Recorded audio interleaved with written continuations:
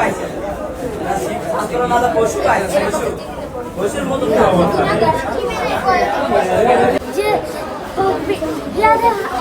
স্পেনের হাতে আর্জেন্টিনা বাস খেয়ে যায়।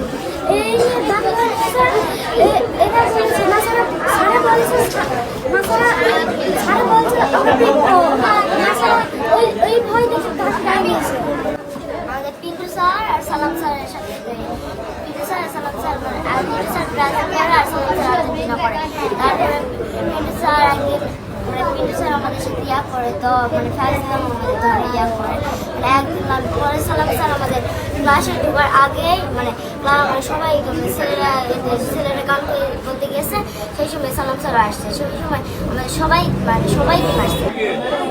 ওই সাইডে